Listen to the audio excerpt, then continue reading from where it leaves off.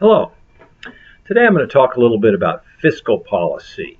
And fiscal policy is a key idea in macroeconomics, and it's oftentimes distinguished from monetary policy. Fiscal policy is conducted by the federal government and state and local governments, and basically it's handling um, taxation issues and government spending issues and government debt issues with the purpose of stimulating the macroeconomy, or at least finding long-run equilibrium for the macroeconomy. That's different from monetary policy, which I'll talk about in a later session. And monetary policy is using the Federal Reserve Board to control the money supply with the effect of trying to keep interest rates at a proper level and trying to keep inflation at a proper level. So with respect to fiscal policy, we're thinking about what governments do to get the macroeconomy operating at its ideal level. So to get started, let's talk a little bit about how that natural level is determined and what the goals are of fiscal policy in terms of the ultimate outcome that the government would like to see.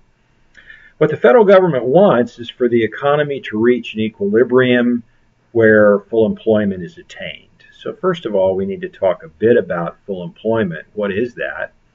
Well, there's an old metaphor in economics. I remember a professor of mine named Billy Balch talked about it many years ago.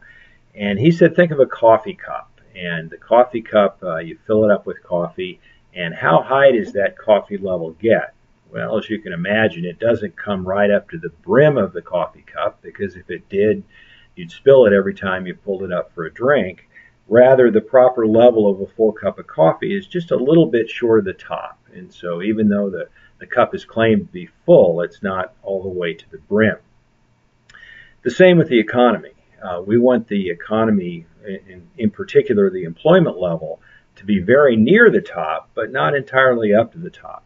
There's something that we've referred to as the natural rate of unemployment. And the natural rate of unemployment is about 5%. And what that means is we're actually shooting for a target of something around 5% of people in the labor force who are unemployed, because that allows a little bit of movement in the unemployment, or a little bit of movement in the labor force. People can retire, people can come back from school, come back from raising their families, take a break from work to travel or whatever reason. And there are enough slots and enough openings in the labor market for them to get reabsorbed, even though there's a bit of unemployment in there. So that's the first target. We want to reach an employment level that's 95% of the labor force, i.e. 5% unemployment rate. Well, how much is that in dollar terms? If we were to convert that to dollar terms, we'd say something around 95% of the potential GDP is where we would like to have GDP operating. Currently, unemployment rates are a little bit over 6%, and what that means is there's a little extra slack in the economy. There's some unemployed workers that we don't want to be unemployed. Those are the cyclically unemployed workers, and we'd like to pull them back into the fold. And once we did, we'd be up to equilibrium at full employment. So how does government do this? Well, it can stimulate the economy if the economy is underperforming, or it can actually slow the economy down a bit if we think that the economy is running too hot and that we're actually beyond what we might consider to be the full capacity of the economy. So what government can do to reach those equilibrium levels, or to reach those desired levels, is it can apply stimulus when the economy's underperforming. And how does it do that?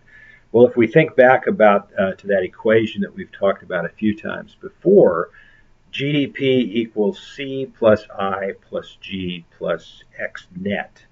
And you might want to write that equation down. C stands for consumption, I stands for investment, G stands for government spending, and X stands for net exports. And we add those all together and we get gross domestic product. What can the government do to give stimulus to that notion of GDP? Well, it can try to get through the consumer side, namely that C variable, And it can do that through giving tax cuts that induce households to spend a little bit more. Similarly, it can do something on the investment side. It can reduce interest rates. That would be a monetary policy activity.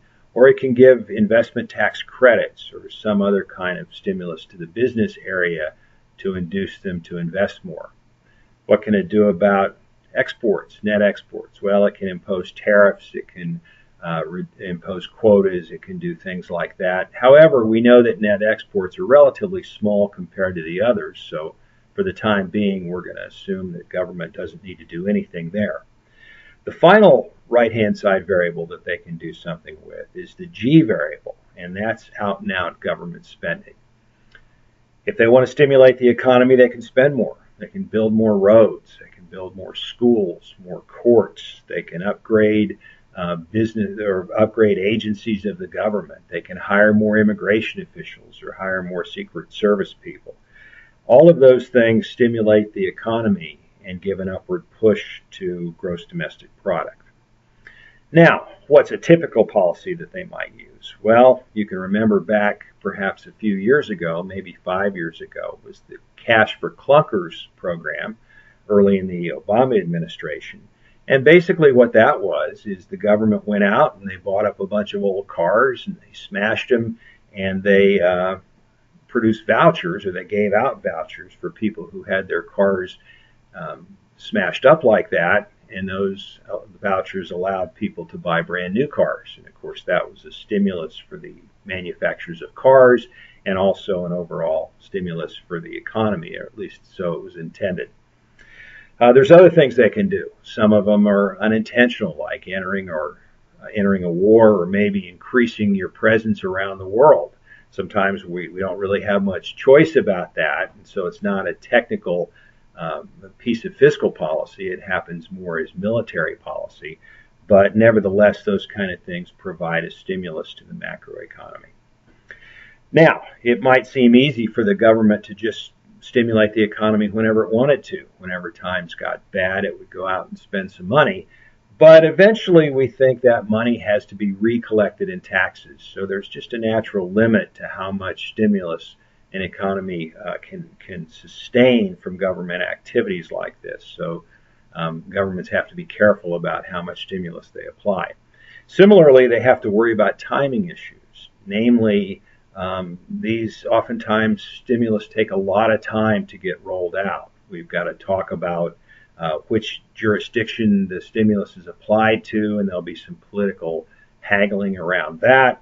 We've got to let out bids, and we've got to take competitive bids to find out who gets the work, and ultimately then we have to go ahead and spend the money to get the roads projects or the bridge projects or the prison projects going. So there's political and there are lags, there are political consequences and there are lags to any kind of fiscal policy that we're going to do.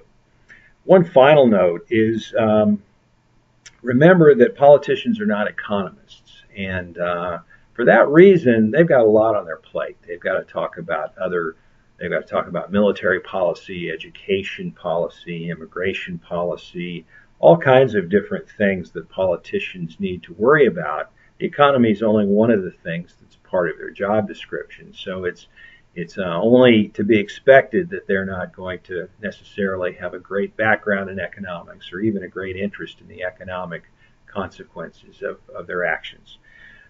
To finish then today, remember that fiscal policy is governmental decisions that are intended to get the macroeconomy behaving like we want it to.